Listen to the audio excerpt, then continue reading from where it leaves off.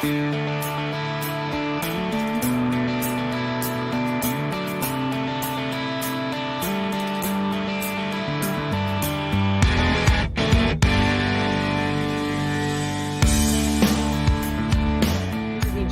side job as an actor and stand-up comic raises ethical questions. The state's highest court ruled he cannot do both. That left him with a difficult decision: the stage or the bench. He shares his choice with our Terrell Brown. Vince has been living something of a double life. Municipal court judge by day, stand-up comedian by night. Wow, isn't it terrible with being bald and white and looking like the guy in the Amber Alert poster every time? Is it really possible to separate the careers and the identities? I absolutely believe that. I believe what I do on stage is an act. It's a performance. But Thursday, he got word that if he wanted to continue serving on the bench, handling misdemeanors like traffic tickets and restraining orders, he'd have to give up the limelight. Some hurricanes are even racist. Hurricane Sandy, the hurricane itself, was racist, right? What did it hit? Atlantic City, Jersey Shore, Hoboken, Staten Island. I know a mob hit when I see one. In a 30-page decision, the New Jersey Supreme Court ruled that Sakari's acting and comedy career were incompatible with the Code of Judicial Conduct. The Supreme Court is telling me, so long as you're doing both, you can't be a judge. And you chose comedy. Yes. In addition to his stand-up, Sakari has appeared on ABC's hidden camera show, What Would You Do?, where paid actors do outrageous things to capture people's reactions. All we wanted to do was shop. Yeah, shoplift, not shop. Come on. In this episode, he plays a store security guard racially profiling black customers. Do I have to spell it out? What do I need, Ebonics? Come on. Off-color bits like that led the justices to conclude that such humor by a sitting judge has the clear capacity to demean his judicial office and cast doubt on the judge's ability to act impartially. That's a character I'm playing on TV. If I was in Pirates of the Caribbean, would you think I was a pirate? Still, Sakari says he accepts the ruling. He's officially stepped down from the bench and plans to focus full-time on his career in entertainment. Something as prestigious as being a judge. You know what? I'll forego that to chase this dream. And so for all of this, it's worth it. Absolutely.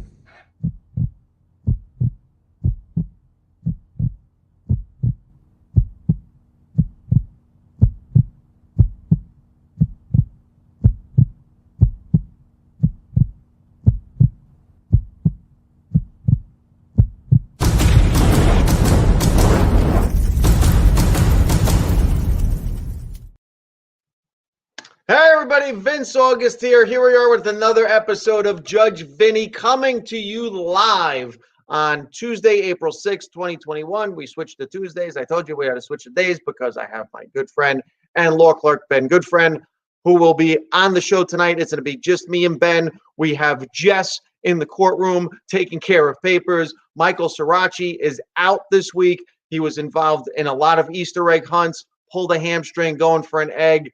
3-year-old just is too quick for him. Got it. He tripped and pulled the hammer. He's out. So just me and Ben tonight. I'm going to bring Ben in shortly. But one of the things that I want to address tonight, and it's been a huge story all over the news, is Major League Baseball and their commissioner weighing in on a Georgia voter law. My bigger issue is not with the law. It is with what the commissioner did specifically, because what the commissioner is in baseball, he is the person who is in charge of maintaining the umpires. He's in charge of making sure all the umpires are at the games and do their job right. He is in charge of marketing. He is in charge of the labor relations between the owners and the players, and he's involved with making sure he secures all of the necessary television contracts, I'm pretty sure on a national level. That's a summary. Hopefully I got all of that right. Okay, so who is Robert Manfred? Robert D. Manfred Jr., who is the commissioner of baseball, is a Cornell University grad, Harvard Law School graduate, was a labor and employment attorney for years, became the commissioner of baseball, and anytime you catch a ball, you will see his name on the ball. There it is. Okay, so I'm a big baseball fan. When I heard this, my immediate reaction to this was from a lawyer. aspect. It wasn't from a fan aspect. I'll be honest. It was from a lawyer aspect, because what I felt Robert Manfred Jr. did was he basically silenced the owners and independent contractors. The players are independent contractors represented by a union, by taking a position for the league. See, he could have easily come out and said, hey, look, here's my position. Here's my position on this law. I'm the commissioner of baseball. Look, here's my feeling about it. And you know what? My players, if they want to take knees, if they want to wear armbands, if they want to protest games in Atlanta, that's up to them. If the owners want to do something, the owners could do something. Here's my position. Then if the players decided, hey, take my name off the All-Star ballot, I don't want to play, and Manfred said, well, look, now I've got to save the integrity of the game. If I don't have players making themselves available for the All-Star game, I have to do what's best for the game. That's one thing.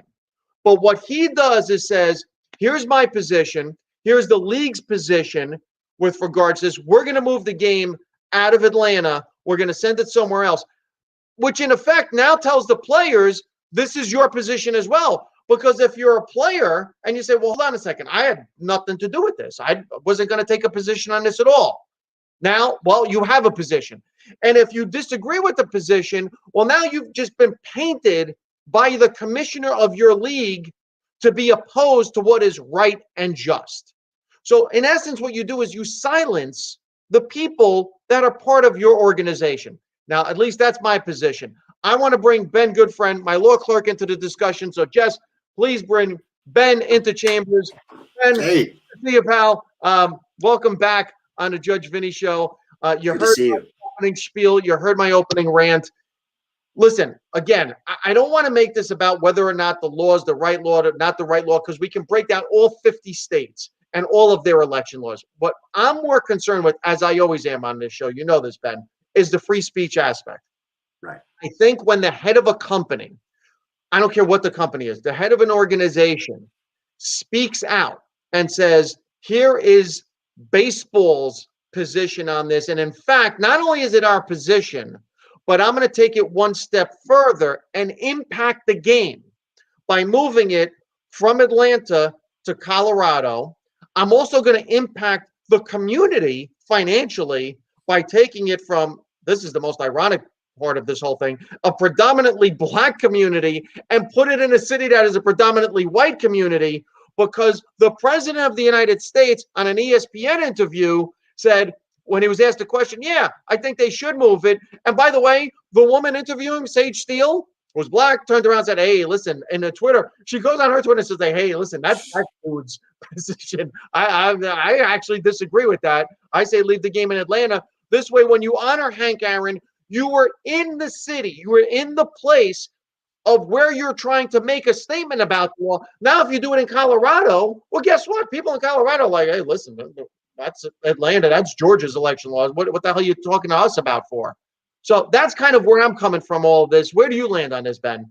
Well, it's a complicated issue, right? There's a number of things in play. I not to get into the law, the specifics of the law, I do think that the laws that were passed in Georgia were wrong, and I think they were passed for the wrong reasons. But setting that aside, you know, Right. We have a situation here where baseball was once America's pastime, and the audience is declining over time, and the youth and the culture are less exciting. And you contrast that. There's a lot of reasons why. There's a lot of reasons why. So I see Right. this more as an effort of the commissioner to try to be an ambassador for the game and to connect himself with a contemporary movement. Now, whether that's misguided or not, again, separate question. But that's kind of how I see this. You know, he is not necessarily changing the contours of Georgia's voting laws. I see it as him at all. I see it as him trying to emulate the NBA, frankly. Okay, now here's my issue with what you just said. Okay, so the NBA last year takes on the social causes. Black Lives Matter. They allowed to wear whatever they want on the back of the jersey. Their ratings are absolutely dismal. In fact, their commissioner comes out and says, okay, look, we're not doing that again. Okay, we're not putting Black Lives Matter on the court. Players are going to have to wear their jersey with their names on the back. We did it. It was part of a movement. Okay, we're glad we supported the movement. No more of that. Because financially, ultimately, what are you? You're the NBA. You're an entity that is driven by finances. He saw it hurt them and said, okay, I'm assuming that's the reason he said, well, we're not doing that anymore. We've seen it with the NFL too. Look, all of these numbers are going down. We're seeing it with all of the award show. I mean, the SAG Awards, what, a 0.11 rating, 400,000 viewers this weekend, the lowest numbers in 10 years. So we're seeing there's an actual adverse financial effect. And look, my whole thing with regards to taking positions like this, with regards to culture, is when people go to movies, when people go to games, okay, I am not saying athletes don't have a right to say what they have to say. In fact, I'm the opposite. You know me, I've always been for kneeling. You want to kneel? Kneel. You want to make us, this is whatever. But as for fans, when the league, not a player, an individual player acting out his own beliefs, when the league imposes this on the fans, now what you're doing is you're forcing fans in mass, huge swaths of fans, because it's not just about Atlanta, it's about the entire league, to take a side. And what my point is look, when we go to a game, when we go to enjoy a game, we shouldn't have to feel like we're taking a side other than the side of the game. You know what I'm saying? Like there shouldn't be I shouldn't be there rooting for the Braves and democracy. I shouldn't be there rooting for the Braves and the Republican Party. You know what I'm saying? Like I should just be able to go to the game, enjoy the game without that having to be something even more. Look, you want to make your statement, that's fine. You want to take a position personally, that's fine. But when you silence the players, when you force owners now to take a stand, and you tell your fans, by the way, here's my position, now fans are kind of like, well, I disagree with this. Should I support baseball? Should I not support? I don't know that culturally we want to divide it. I mean, we're divided enough. Do we want to divide each other now over films and baseball and football? Should everything be a cultural war? Well, you know, one thing this certainly does do is it forces the conversation. Now, again, to go back to the NBA comparison, right? One thing the NBA did was, you know, they took very concrete action. They repurposed stadiums for voter registration. They, as you said, used the actual venue to advance a message, promote a message. This to me feels like something else. This feels like, we got to do something. Here, we're going to move it. I agree. Colorado is another city that was in the Colorado Rockies specifically were also in the running to host the draft and the All-Star game. They have a detailed plan of how they're going to do it. All right, let's just pivot. But it doesn't necessarily seem like it has, you know, the same level of forethought and really impact. And it happens the same week that you sign a deal with a Chinese tech company for $150 million that's in a country that our president, the same president, said that the President Xi doesn't have a democratic bone in his body. We have slavery in China. We have Christian persecution in China. So to me, the whole thing just stinks of hypocrisy. And I just think it makes such a confusing statement and such a convoluted position that as a fan, you're like, well, I don't even understand what you're mad at now, because you're mad at the law, but making a deal with China is okay. Moving it from Atlanta, a black community, to a white community somehow solved the problem. Not to mention Colorado's voting laws. A lot of people compared them to Georgia and were like, those are actually worse than these. To me, the whole thing was just, like you said, it was, we need to do something. Let's do this. Right. So I think you actually summed it up. That's a great point, Ben. I think it was just a knee-jerk reaction to do something, and man, it wasn't thought out at all. And one tricky thing too is, you said Atlanta is predominantly black. Colorado, Denver is a much whiter place. Atlanta is the site of resistance of Stacey Abrams' movements to these broader restrictions in Georgia. So it does feel like you're punishing Atlanta, at least in economic terms. The symbolic. The eyes of the country were going to be on your city for an entire 3 days. We're better to make your statement. So you would have had the eyes of the country on your exactly where this law is. You could have used that as your platform at that time. Instead, the commissioner unilaterally removes that opportunity. He removes the game. And now on top of it, you're going to honor Hank Aaron in fucking Colorado. Pardon me for cursing, but the whole thing is absolutely insane to me.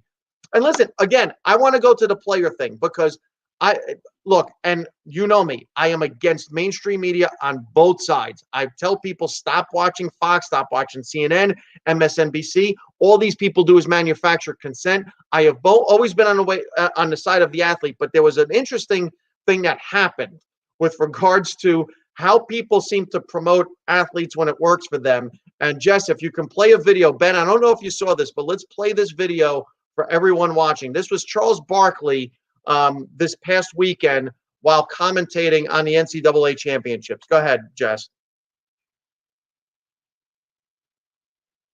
Can we get volume on this?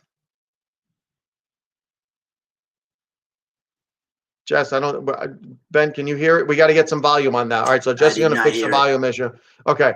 But we're going to set the stage for it a bit? Yes. So there was a statement. They made reference to Robert Kennedy, who made a political statement in Indiana with regards to race relations, because the Final Four is Indiana, and they showed the statement, and Charles Barkley immediately had a reaction to it, which I thought, listen, when you hear it, Ben, it's going to sound like another bald guy, I'm not going to lie.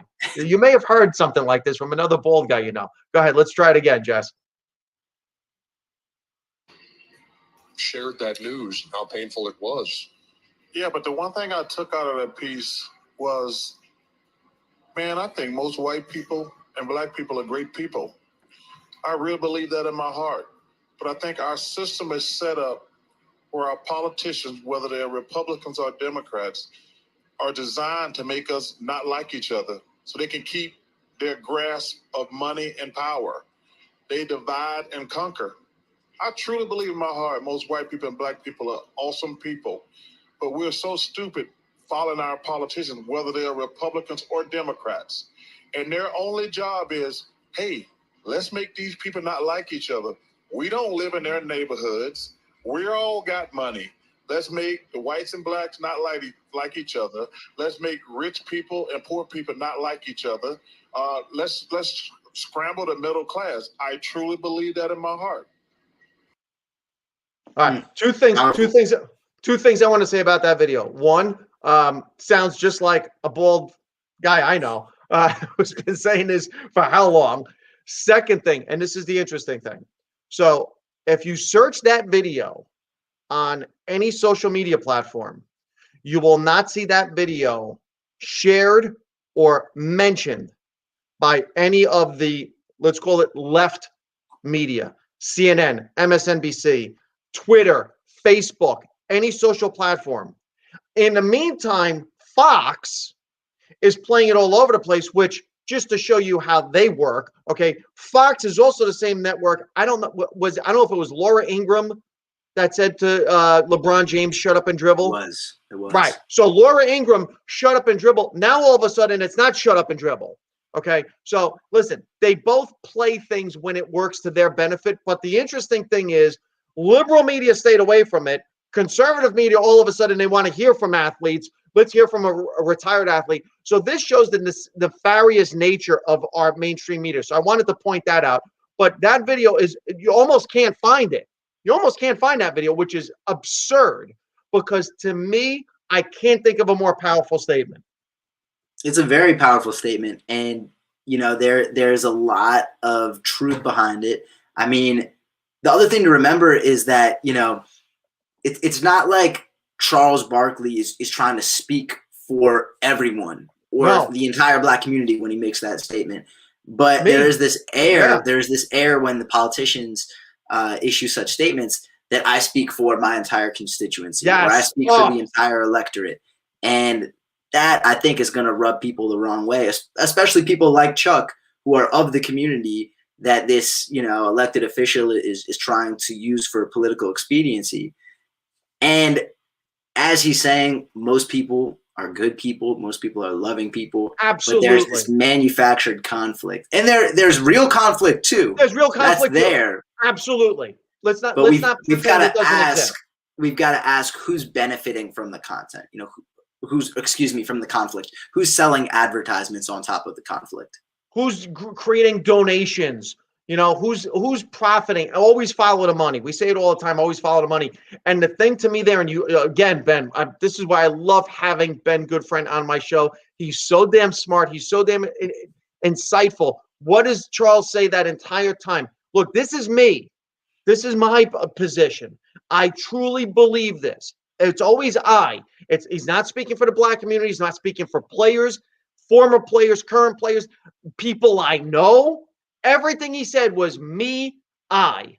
So I want to juxtapose that with what we saw from the commissioner, who decided on speaking basically for all of the players who he doesn't represent and all of the owners who he doesn't represent. His job is to make sure they get along. And he basically silenced or forced people into positions they either didn't want to take or now will be painted in a certain color. And I don't mean black and white color, in a certain color, red or blue, really, with regards to anything they may do or say. So again, that to me is the danger when the head of a company does that, and it works for everything. Look, we saw it there was a writer at the New York Times, Barry Weiss, who, listen, she got taken to school by Joe Rogan on his podcast with regards to certain positions she had, and she comes out a year later and is just like, hey, listen, I can't work at the New York Times. I mean, if you disagree with these people on any level, they call you a Nazi, a Jewish writer. They call you a Nazi. I can't work here anymore. Boom, she's gone. Glenn Greenwald has to leave the newspaper that he created. You know what I'm saying? So, and listen, and we see what conservatives too. We saw, Ben Shapiro, who I don't agree with on half of what he says. He left Breitbart when there was a reporter that was apparently accused Lewandowski of some type of manhandling her or whatever. And when the Trump campaign and Breitbart defended Lewandowski, he's like, hey, I can't work for a company that does this. You know what? I'm out of here. So, when you have company heads take positions on behalf of the entire company, you then create an environment in your company. And listen, this goes for conservatives too. This goes for conservative companies that do the same thing. I'm not trying to beat up on liberal companies. I don't care who you are. If you're a company and you take a position and say, here is the position of the company, speaking as the CEO, I think you create just a really bad situation there, because you're telling your employers, get in line.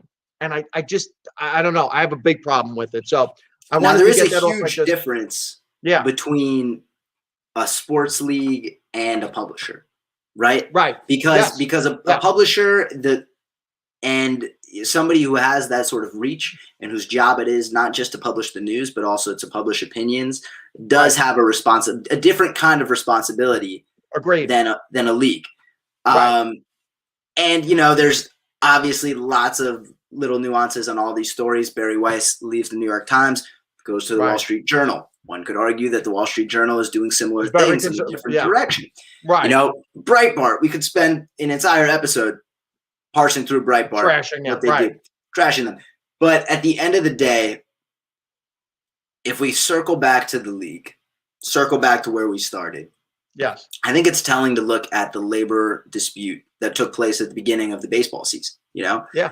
When the players and the players' union was seeking a better collective bargaining agreement, seeking more money for those who make the game possible.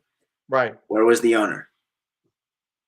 Listen, I'll go one step further. When you're the commissioner of a league, okay, that is concerned with cheating in an election, when you oversaw a World Series that had cheating, and you had an opportunity to do something about the cheating in your own sport, and you said, well, look, you know what, they won. It is what we're now going to institute rules after the fact to make sure that this team doesn't cheat again, and we're going to punish them after the fact to make sure they don't cheat again.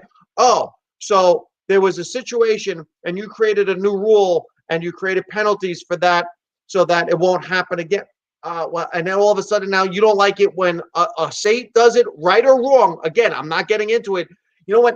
take care of your own house, Major League Baseball. Take care of what you had in your World Series with the Houston Astros cheating.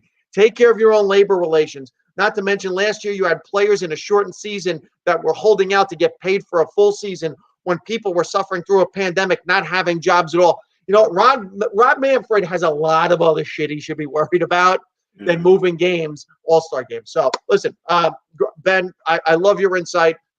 Anything you want to add? You want the last word on this? But I agree with everything you're saying and your position. And look, I just don't want to see the country divided over cultural issues with politics. You know, I guess this is where I would end it. I don't want to see the country divided either, but there are some things that people are going to disagree on, and we do need to have those conversations, and we do need to embrace the fact that there are people with diametrically opposed views, and we shouldn't pretend like that's not the case. What we are trying to point out is not some sort of artificial, you know, everything's fine, everybody is on the same page. No, we are trying to parse through when division is manipulated and monetized, and sort of, you know, contrived. And you can't have the conversation if you make the decision on behalf of everybody. Now there's no conversation. So, all right. Listen, I want to open up the floor. I'm looking. We have our normal people checking in. It's a small audience tonight, but we have our diehards. I know I saw Tracy check in. I saw Rich down South Jersey. I saw Deb checking in. So we have our usual fans. Patricia's always checking in on YouTube. Everyone, please make sure that you share, like, subscribe. Go to the YouTube page. It doesn't cost you anything to subscribe. Please make sure you do that. Let's open the floor to any topic, anything going on, fun stuff. I know that Michael is dying to get into something with you, Ben. You guys apparently have a religion thing that you want to touch on. A long-standing debate about whether religion is a net positive or a net negative. Okay. In the scope of human history. Now, religion in the sense of organized religion. Yeah, there's a lot of definitional things that you got to square off at the beginning of that one. Yeah, we have to talk about that because when I talk about religion, to me, there's, you know, the religious organizations and entities, and then there's religion, and, you know, depending on your system of beliefs, which I'm the type of person. Look, I love the system of beliefs. I'm against the organization because I kind of equate religion to politics. I think it all works really well until you bring money and a business platform to it. So let's say our normal people define normal. So Deb is saying what is normal? Are you allowed to say no? Who was it? Was it Dove Soap that said you can't use the word normal? I don't know. I think she was talking about when you said, we have our normal, our regular folks coming in, checking in on us. Yes, I know. I don't know if I'm allowed to use normal. That's what I'm saying. Dove says you can, because wasn't it like normal skin? Yes, normal to dry skin. So there was a big thing. I don't know if so Dove Soap said you can't use normal anymore because it makes people with not normal skin feel. So I guess we can't use the word normal. I guess it's average. Are you allowed to say that? That's typical. That's a mathematical word. Let's see. So again, floor is open. If you guys have questions about anything happening, fun stuff going on. How about Ben? You're back home, right? I'm back home. So now you went from California to Maryland. What have you noticed in terms of difference COVID-wise? Well, there's a lot.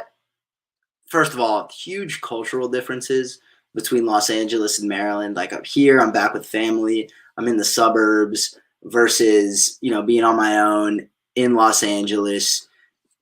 Los Angeles is very, very unique culturally. You find people who are sort of out there pursuing entertainment dreams, people who are really off the beaten path, sometimes in a bizarre, maybe suspect way, sometimes in a beautiful, artistically, you know, elegant way, and everything in between. Everybody's got a script. Right. Everybody's got a script. Right. Whereas, you know, the suburbs are the sort of like seething cauldron of homogeneity and typical, especially the DC suburbs. So, you know, it is great to be back with family, but two completely different environments. Are there as many restrictions in where you are in Maryland as there were in LA, or no? Is it more open? I think it just changed today. Actually, it's a bit more open. LA is obviously because I saw people at the Angels game, and I was like, wow, that happened fast. I didn't think they were doing that. Yeah, it seems like everything happened fast. Like the Nationals have a game tonight that, my grandma's watching. Huge baseball fan. I don't know if she cares or knows what's going on with this All-Star game, but putting that aside, there are fans back at the stadiums. So things seem to be changing very quickly, getting back into really a groove quick. very quickly. Yeah, and then we saw, what was it, Michigan, which is still kind of super restricted. Their numbers are taking a beating. Their numbers are sky high, 17% transferability rate of COVID. So that's kind of wild how, the no mask states numbers like Texas are going down. And last night, Arlington, I don't know if you saw it, speaking of baseball games, they sold out the stadium, like legit sold out the stadium. Like it was not an empty seat, no masks. And, there were people watching in panic. Like, oh my God, look at this 48,000 or whatever super spreader event down in Texas. And I was just like, oh my God, I can't believe all those people went to the game to watch the Rangers play the Blue Jays. Like that was my thing. My thing was, oh my God, of all the games you wanted to sell out, Rangers, Blue Jays. So that was bizarre. My take. It's bizarre seeing how different these various COVID policies are and how the numbers don't seem to line up with what given policies are. And I think one key takeaway is just there are so many factors at play. You can do your best to control the outcome, but at the end of the day, there's a lot of randomness going on. There's a lot of go ahead. The interesting conversation I'm having with a lot of people, and it's so funny. This is like the new thing. Someone will say, like in a whisper, hey, are you getting a vaccine? Like that's the new, like really kind of quiet conversation. I got my first shot. Are you doing it? And it's almost it's weird because it's almost being said in a I got the shot. Are you going to do it too? Because I don't want to be the only one getting a shot. And it's like, dude, everyone's getting the shot. You're not the only one getting the shot. It's going to be like 75% of the public getting. Trust me, there's going to be more people getting a shot than not getting the shot. But it's I got my first shot. Did you? Which one did you get? My first shot. I got Pfizer. You got Pfizer? Okay, so now you have 21 days to get the next one. Yep. And you can't get sick in between. I guess not. Yeah, I can't get sick in between. No, you really can't, because then the virus learns to adapt to the shot and it mutates and you become a mutator. And then you're like an X-Men. You're an X-Men then. I'm going to have my X-ray vision. Yes, you're going to have it. What would be, all right, you know what? Since no one's throwing questions at us, how about this one? Let's switch gears, something fun. Yeah. If you had to have any superhero superpower, now you only get one. Okay. So you can't say Superman, be bulletproof and fly. You know what I'm saying? You got to pick. If you could have any superpower from any superhero, what would it be? Time travel, easily. I would love the ability to bend time and to go into different eras in history. And when I fuck up, to go back and redo something. That's my go-to. I have never heard that answer. Most people go with a Superman. I could fly. I'm bulletproof. I'm impervious. Kind of Wolverine type of thing. And most people go for the immortality thing. Right. You went for that. That's pretty cool. I gotta tell you. Well, I grew up in a very urban town, and we didn't have a pool.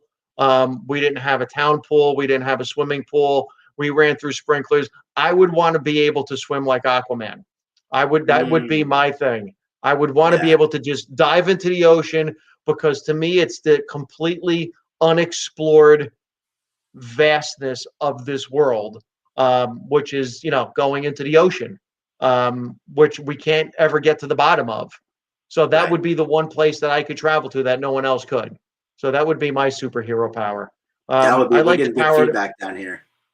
Dorothy, I'd like the power to function perfectly on 2 hours or less of sleep. I don't know what superhero that is, Dorothy. Is that who doesn't sleep that's a superhero? You sound tired, Dorothy. Yeah. Let's see. Best Jersey Shore vacation. Oh, here's a question.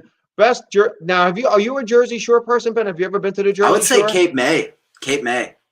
Cape May is a surprising area. I went to Cape May to do a show at the vineyard down there, and when I got there, I was blown away by how quaint it was. It's nice. Like that. Yeah, that really surprised me. But here's the other thing with Cape May. When you're down in Cape May, because of where it is on what is the peninsula, right. Man, you get some wicked waves, wicked cross waters. Yeah, so you get some crazy waters there.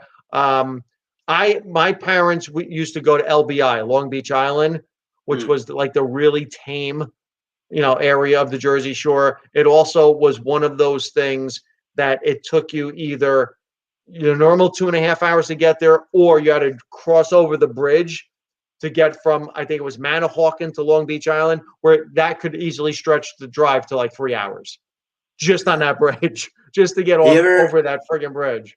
You ever take the ferry from the Delaware Cape May ferry? I haven't. I hear that's a great ride. Yeah. Now I did. I was down in Baltimore for shows with Trevor. Got to see the marina. Amazing area. What they did down there with that whole Camden Yards. Yeah, really cool area.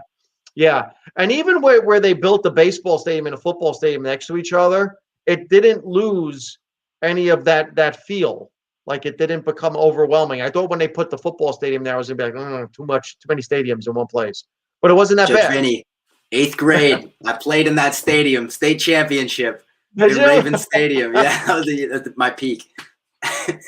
Now, who are your sports teams? While we're talking sports, who are your? I'm a huge I know you're a Packer fan. Yeah, I know you're a Packers fan.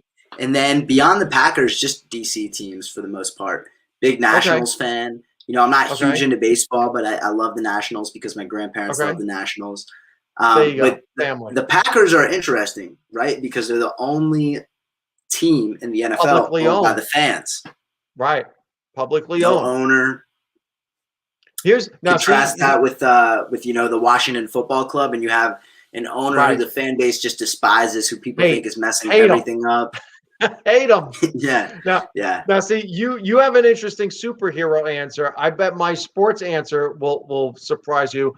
If you could have any team that you root for, it could be national teams in terms of United States, that you want to see win a championship next. Who is it? Is it the Packers? Are the Packers always your first? Or since you've seen them win, is there another team you'd like to see win, or maybe a national team?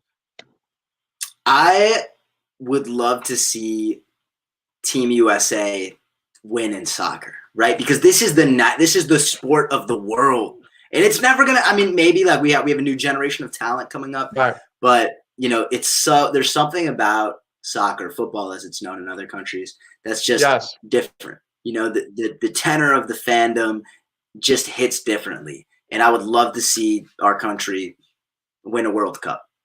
All right. And now this is where you're going to be like, are you serious? Again, who I would want to see win a championship more than any of the teams I support? Who? The Italian national soccer team. Oh, there you go. Yeah. I have to tell you, now I've been with Eileen for I guess, 20 years. She has seen me cry from happiness, I would say maybe twice. One of those times, and seen me cry completely maybe 3 times in those 20 years. And the first time she saw me cry was when Italy beat Germany in the semifinals of the World Cup in Germany in, I guess it was 2006. And she sees me crying at this incredible overtime 2-0 victory. And she looks at me, she goes, I've known you all these years, and this is what makes you cry? This is the thing that elicits emotion out of you? Of That's all so of the funny. things, it's this? And I'm like, you don't even understand what just happened here. And she just is looking at me like, I can't believe you're crying over a soccer game. I'm like, all right, the fact that you just said I'm crying over a soccer game, you need to leave where we are right now, okay? Because this happiness is going to turn to rage in all of 3 seconds because you have no concept of what it is for Italy to win on German territory nonetheless, 2-0 and go to the championship. So yeah, so there's that was my when surprise. they played France, right? And then they played France, yeah, and they win in the shootout, which they never win in, but they managed to win that shootout. So that was my that's my favorite sport. In fact, will never forget seeing Zidane headbutt that. I don't even know who he headbutted, but I will never forget. Materazzi. Materazzi. You gotta. Yeah, now that you was and your nuts. Now you and your dad, big Packer fans. Big Packer fans. Was that your sports thing growing up? The two of you watching football games? Absolutely. It was definitely one of the cornerstones of our father-son bond, and we just loved watching the Packers. And I think for my dad, he wasn't even truly that interested in the Packers. He just saw this as a good bonding opportunity, but then through that truly became a fan. Oh yeah, because we had some great memories. All right, for people that don't know Ben's dad, I've had Zoom meetings with Ben and his dad, and behind him in his office is nothing but green and yellow, cheese heads, Packer banners. There's all kinds of Packer shit all over behind him. So the fact that he wasn't really his dad, but it was Ben and dad and Ben's dad's thing, boy, did he take to it. Now he took to it, absolutely. Now my dad, Italian immigrant, watched no football, no baseball, no hockey, was not into sports, never came to see me play in any of my athletics, never came to see me as a powerlifter, never came to anything. Our big moment, though, and I will never forget it, we went to the World Cup semifinals, Italy versus Romania at Giant Stadium. We were like 6th row behind the goal. And my dad, who's never, been a sports person, doesn't watch, could care less of Super Bowl, World Series, nothing. We went there, and I thought I was going to be like super excited. My father turned into a 15-year-old kid because it was like 70,000 Italian fans to like the 10,000 Romanian fans that were there. And he lost his mind. I'm looking at my dad like, who is this person? I don't even know who this person is right now. Chanting, singing. I'm like, this is not the man who raised me. This is not beautiful. Yeah. And that was, talk about an incredible moment. I mean, my dad just was beyond himself. And they win the game. So on the way out, everyone's waving flags. That was as close as a bonding moment we ever had, father and son. And here we are talking about the amazing capacity of sports. Yes, and to have a cultural impact and to be a site of bonding. And there is a tension there because there's also a very rich tradition of sports as a site of true social change. I'm thinking about the Jackie Robinson. I'm thinking about the Berlin Olympics. Owens, yes. I'm thinking about Muhammad Ali. So, there's never going to be a clear answer there. Should sports just be a place for kids to bond with their parents and countries to unify? Should it just be a place for and I'm going to piggyback on what you say, and that's why I want it to come from the athlete and not the commissioner. That's what when we look back at the kneeling, okay, we're going to remember the players that kneeled. You're going to remember Colin Kaepernick, okay, whereas you're not going to remember Roger Goodell. You're going to remember the players that took the action as opposed to people that tried to stop the action. You're going to remember how you're always going to see the pictures of the players on their knees. Okay, you're never going to see the picture of the commissioner in his office saying, I'm against this. So that's why, again, I want it to come from the players. And listen, even in Italian soccer, so there was a big thing with spousal abuse in Italy. And what a lot of the male soccer players did was they painted tears on their face. I think it was 2 years ago in Serie A to, talk about domestic abuse. So when and people think that it just happens, here in America, it doesn't. It doesn't. So it happened in Italian soccer and Serie A where the players took a stand against certain things. So look, it does happen in different places. And you're right, Ben. You know, we saw it with the Olympics during World War II. We saw it with Jackie Robinson and a lot of what happened there. We saw it with Miracle on Ice, 1980 Lake Placid. You know, how that, you know, the players had no idea what they were doing and the impact that they were going to have on the nation. You know, that's why, again, when it comes from the players and it comes from the fans enjoying the moments, I think it's better than when it comes from a commissioner. Let the players have their own voice. It would have been so much more powerful. You know, it would have been more powerful. And you took away the platform that is Atlanta, where everyone could have finally been heard in the place where it's going on, but now it's removed. And it's going to be in Colorado where they're a mile high, and it's not just because the altitude. We know why they're a mile high, Ben. Right on, Judge Vinny. Ben, what do you got going on? Anything to tell the fans out there before we sign off? Nothing to promote this week, but I just want to thank everybody for tuning in as usual. Yes.